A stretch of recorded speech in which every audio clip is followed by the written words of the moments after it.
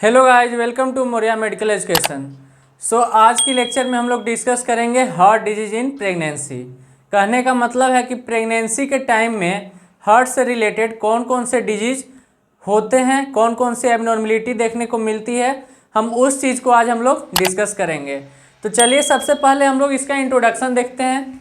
तो इंट्रोडक्शन के अंदर हम लोग देखेंगे, देखिए इंट्रोडक्शन के अंदर हम लोग क्या देखेंगे। सबसे पहले cardiac disease in pregnancy refers to problem with heart that occur while you are pregnant. तो इसका मतलब है, कहने का मतलब है कि कार्डियक डिजीज इन प्रेगनेंसी क्या रेफर करता है, तो प्रॉब्लम विथ हार्ट से रिलेटेड प्रॉब्लम होता है। कब होता है, तो while you are in pregnant stage या फिर प्रेग्नेंट। तो कहने का मतलब यही है कि प्रेगनेंसी के ड्यूरेशन में अगर हार्ट के अंदर जो है कोई भी एबनॉर्मलिटी या प्रॉब्लम जो देखने को मिल रही है, उसी को हम लोग टर्म देते हैं कार्डियक डिजीज इन प्रेगनेंसी। तो आगे हम लोग डिस्कस करते हैं। नेक्स्ट जो है पॉइंट वो है it is relatively common in women of child bearing age. देखिए ये जो है कॉमनली देखा जाता है in women of child bearing age. Child bearing age का मतलब होता है, यहाँ पर याद रखिएगा आप लोग, पुबर्टी से लेकर के मेनोपॉज की जो पीरियड होती है, जो ड्यूरेशन होती है, उसी को हम लोग बोलते हैं चाइल्ड बियरिंग एज। तो कब से होती है पुबर्टी, मान लीजिए 12 साल के बाद जो है वोमेन में, लेडीज में स्टार्ट होती है, और मेनोपॉज जो है वो 45 to 50 ईयर्स तक रहता है। तो मान के चलिए कि 15 साल से लेकर के 45 साल तक की जो एज है, उस कंडीशन में चाइल्ड बियरिंग एज के टाइम में ये जो है कंडीशन देखने को मिलती है। इसके बाद हमारा नेक्स्ट पॉइंट क्या आता है, it is very rare but potentially serious condition. देखिए इसका मतलब क्या है, ये जो कंडीशन है हार्ट डिजीज इन प्रेगनेंसी, वो काफ़ी रेयर कंडीशन है, मतलब रेयर ही देखा जाता है। लेकिन जो है अगर किसी के अंदर जो है क्रिएट हो रहा है, अगर डिजीज अगर अकर हो रहा है, तो ये काफ़ी जो है फीटस, कहने का मतलब कि काफ़ी जो है घातक कंडीशन होता है, पोटेंशियली सीरियस कंडीशन या फिर बोल सकते हैं क्रिटिकल कंडीशन ये होती है। और लास्ट पॉइंट हमारा है इसमें, it is still the second most common cause of maternal mortality. तो देखिए जो प्रेग्नेंट मदर की जो मरने का जो रेट है, मैटरनल मोर्टेलिटी की जो रेट है, वो उसमें जो है सेकेंड मोस्ट कॉमन काउज है कौन, हार्ट डिजीज इन प्रेगनेंसी। तो कहने का मतलब है कि अभी का जो टाइम है, हार्ट से रिलेटेड, हार्ट प्रॉब्लम से रिलेटेड जो प्रेग्नेंट मदर जो है सफ़र कर रही है, तो उस कंडीशन में जो है मैटरनल मोर्टेलिटी का सेकंड मोस्ट कॉमन काउज किसको माना गया है, अभी देखा गया है हार्ट डिजीज इन प्रेगनेंसी को। तो ये आपका हो गया इंट्रोडक्शन। तो अब हम लोग बात करते हैं इसके इंसिडेंस की। हमने इंट्रोडक्शन देख लिया, अब इसकी इंसिडेंस की बात करते हैं। तो देखिए it complicate about 1% of pregnancy. कहने का मतलब है कि जो प्रेगनेंसी के टाइम में अगर हार्ट डिजीज से रिलेटेड अगर कोई भी डिजीज हो रही है, तो मात्र 1% कॉम्प्लिकेशन जो है क्रिएट करती है। समझ गए, प्रेगनेंसी के दौरान जो है मात्र 1% कॉम्प्लिकेशन देखने को मिलता है कि इसका, तो हार्ट डिजीज का, ठीक है।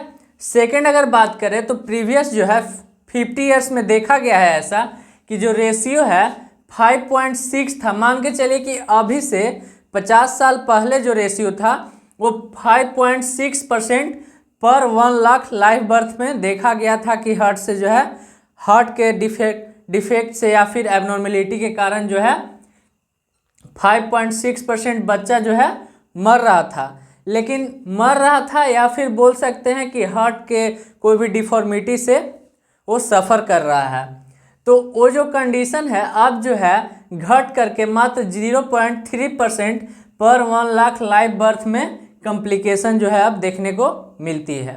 तो इसके अंदर यही था इंसिडेंस के अंदर कि मात्र 1% जो है कॉम्प्लिकेशन देखने को मिलती है हार्ट से रिलेटेड प्रेगनेंसी के दौरान। एंड सेकेंड है हमारा कि पास्ट 50 ईयर्स में ऐसा देखा गया है कि पहले जो रेशियो थी 5.6% पर 1 लाख लाइव बर्थ, वो जो है अब घट करके आ गई है 0.3% पर 1 लाख लाइव बर्थ में। ये आपका इंसिडेंस है। इसके बाद हम लोग बात करते हैं इसकी क्लासिफिकेशन की। देखिए जो हार्ट डिजीज इन प्रेगनेंसी है उसको जो है क्लासिफाई किया गया है कौन कौन से डिजीज में, rheumatic heart disease, congenital heart disease, cardiomyopathy and coronary artery disease. इससे जो है रिलेटेड जो है हार्ट में डिजीज जो है क्रिएट होती है। तो ये क्लासिफिकेशन को हम एक अलग जो है वीडियो बनाएंगे, उसमें आपको डील करेंगे।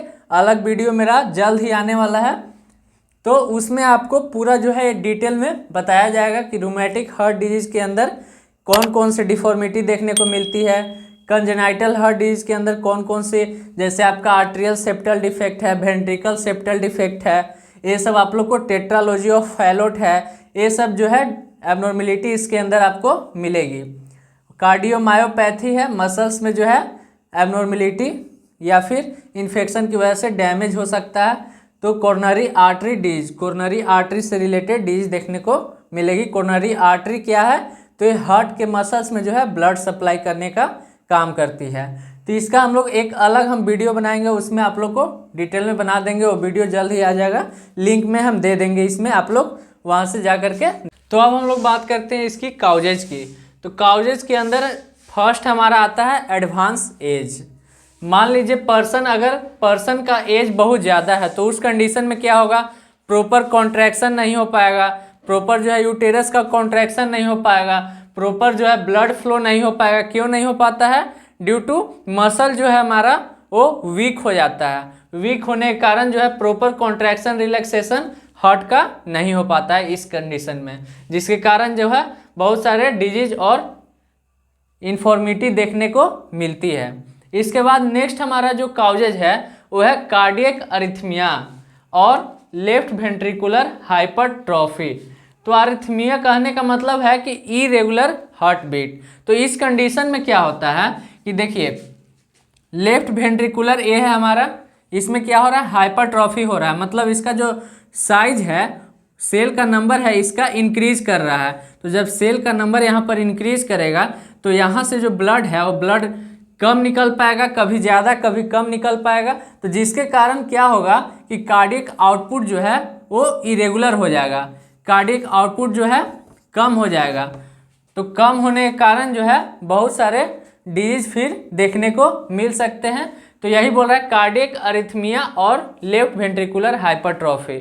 लेफ्ट वेंट्रिकुलर हाइपरट्रॉफी की वजह से क्या होगा, अओर्टा से जो ब्लड जो निकल के जा रहा है पूरे बॉडी में वो कम निकल पाएगा, ज़्यादा नहीं निकल पाएगा, क्योंकि इसमें हाइपरट्रॉफी कंडीशन हो चुका है, मतलब डायलेट हो चुका है, इसका साइज जो है इंक्रीज कर गया उसके कारण से, एक कारण हो सकता है। फिर है आपका history of previous heart disease.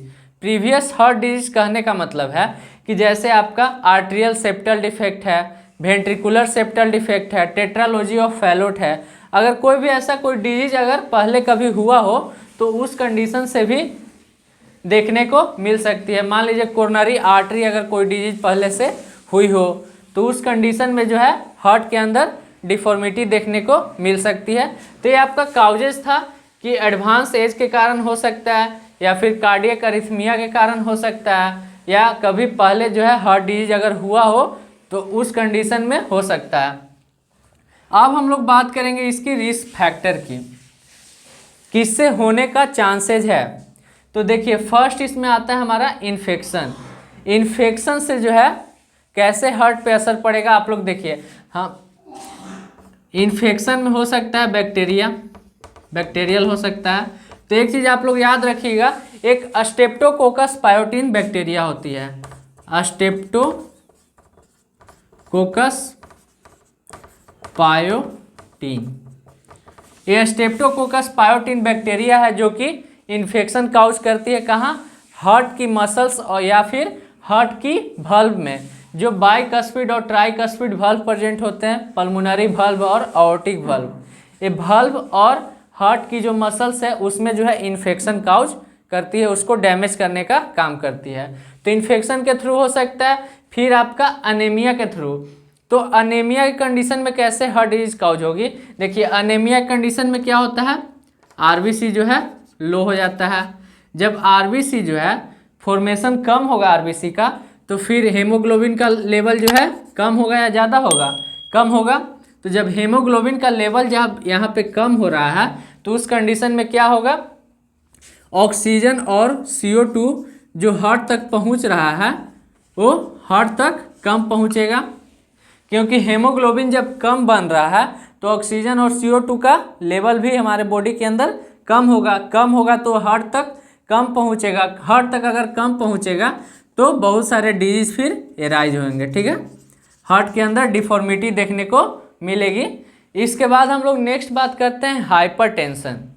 तो हाइपरटेंशन का क्या मतलब होता है, ब्लड वेसल्स जो प्रेजेंट हैं, वेसल्स पर जो प्रेशर अप्लाई होता है उसी को हम लोग बोलते हैं हाइपरटेंशन। तो हाइपरटेंशन की कंडीशन में क्या होगी कि जैसे मान लीजिए अगर मदर है, प्रेग्नेंट मदर जो है उसको हाइपरटेंशन है, मतलब उसका ब्लड प्रेशर जो है हाई रहता है। तो ब्लड प्रेशर जो है हाई रहने के कारण क्या होगा कि उसके जो वेरिकोज वेन है, वेरिकोज वेन जो है उस पर टेंशन पड़ेगा। टेंशन पड़ने के कारण क्या होगा, उसमें डायलेशन अकर होगा। डायलेशन अकर होने के कारण क्या होगा, ब्लड फ्लो जो है प्रॉपर हार्ट तक नहीं हो पाएगा। तो हार्ट में अगर प्रॉपर ब्लड फ्लो अगर नहीं मिल पाएगा तो मसल्स इसका वीक हो जाएगा। मसल्स वीक होगा तो हार्ट जो है प्रॉपर कॉन्ट्रैक्शन रिलैक्सेशन नहीं कर पाएगा, जिसके कारण जो है हार्ट में एबनॉर्मेलिटी देखने को मिलेगी फीटस की हार्ट में। इसके बाद आपका नेक्स्ट है एक्सेसिव वेट गेन। तो एक्सेसिव वेट गेन कहने का मतलब कि ओबेसिटी। तो ओबेसिटी जो है किस तरीके से हार्ट कॉम्प्लिकेशन एराइज करेगी उसको समझिए। तो ओबेसिटी कंडीशन में क्या होगा, ओबेसिटी कंडीशन में आप लोग जानते हैं कि एक जो है वेरिकोज वेन प्रेजेंट होता है। वेरिकोज वेन जो है abnormal dilatation of the when को हम लोग बोलते हैं वेरिकोज वेन। तो अगर बहुत ज़्यादा ओबेसिटी है तो ओबेसिटी में क्या होता है, वेरिकोज वेन पर जो है प्रभाव पड़ेगा, मतलब उस पर स्ट्रेचिंग आएगा। तो स्ट्रेचिंग आने के कारण क्या होगा, वेरिकोज वेन फिर से जो है डायलेट होगा। डायलेट होने के कारण क्या होगा, वहाँ पे ब्लड जो है एक्यूमुलेट होने लगेगा। तो ब्लड एक्यूमुलेट होगा तो ब्लड प्रॉपर हार्ट तक नहीं पहुँच पाएगा। तो नहीं पहुँच पाने के कारण जो है इसकी मसल्स जो है डैमेज होने लगेगी। तो डैमेज होने के कारण क्या होगा, प्रॉपर कॉन्ट्रैक्ट रिलैक्स नहीं कर पाएगा, जिसके कारण हार्ट के अंदर एबनॉर्मेलिटी देखने को मिलेगी। इसके बाद लास्ट वन हमारा आता है उसमें मल न्यूट्रिशन। तो मल न्यूट्रिशन भी एक रिस्क फैक्टर है जो कि काउज करती है हार्ट डिजीज। तो मल न्यूट्रिशन के अंदर मान लीजिए अगर कोलेस्ट्रॉल, देखिए यहाँ पे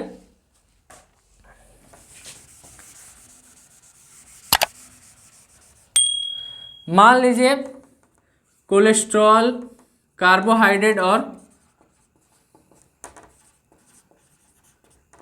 प्लस प्रोटीन का यहाँ पर क्या है, डिफिशियंसी है। तो डिफिशियंसी मल न्यूट्रिशन कंडीशन में डिफिशियंसी हो गई। तो डिफिशियंसी होने के कारण क्या होगा, जो ग्लोबुलिन प्रोटीन जो होता है, आप लोग पढ़े होंगे ग्लोबुलिन प्रोटीन एक होता है जो कि हमारे ब्लड में प्रेजेंट होता है। ब्लड में प्रेजेंट होता है, इसका काम क्या होता है, तो एक तरीके से जो है ये लड़ने में हेल्प करती है, ये इम्यून सिस्टम को स्ट्रॉन्ग रखने में हेल्प करती है। मान लीजिए ग्लोबुलिन प्रोटीन जो है अगर मल न्यूट्रिशन कंडीशन है तो कार्बोहाइड्रेट प्रोटीन की डिफिशियंसी रहेगी। तो डिफिशियंसी रहने के कारण क्या होगा, ग्लोबुलिन प्रोटीन का फॉर्मेशन प्रॉपर ब्लड में नहीं हो पाएगा। तो ब्लड में अगर प्रॉपर नहीं हो पाएगा तो इम्यून सिस्टम क्या होगा, वीक हो जाएगा। इम्यून सिस्टम जब वीक हो जाएगा तो फिर क्या होगा, हार्ट से लड़ने की उसकी क्षमता जो है कम हो जाएगी।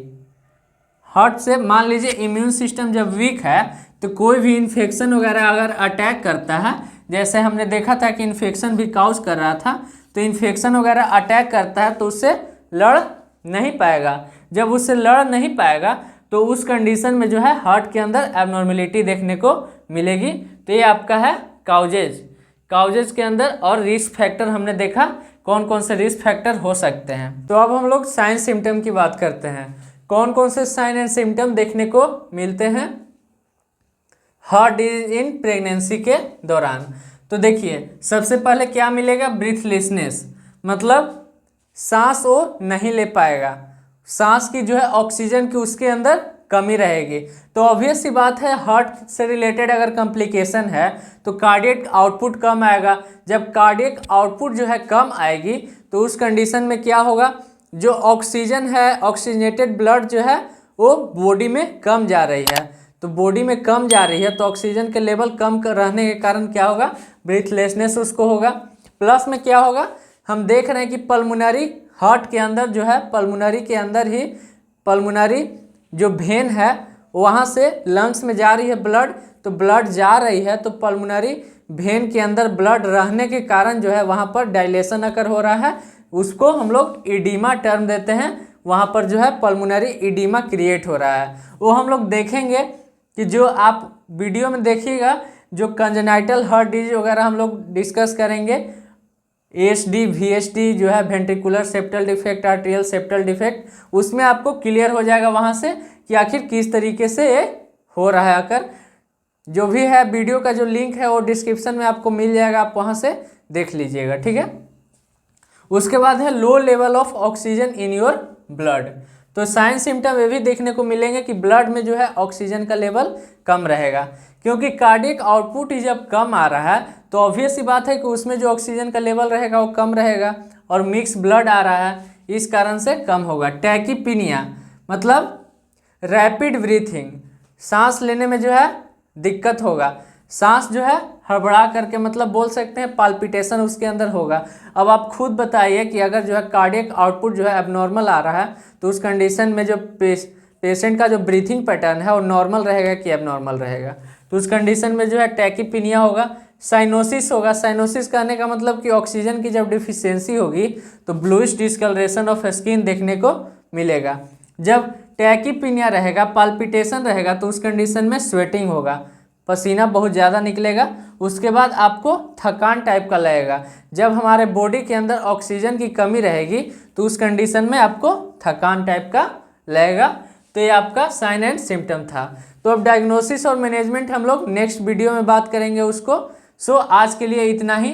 अगर वीडियो आप लोग को हेल्पफुल लगा होगा तो आप लोग चैनल को सब्सक्राइब कर दीजिए और यहाँ पर लिंक को जो है शेयर भी कर दीजिएगा, और हाँ बेल आइकन को भी दबा दीजिएगा ताकि आगे आने वाली जो भी इम्पोर्टेंट वीडियो है वो आपको नोटिफिकेशन के थ्रू मिल सके। So thanks for listening to me and watching to me. Have a good day.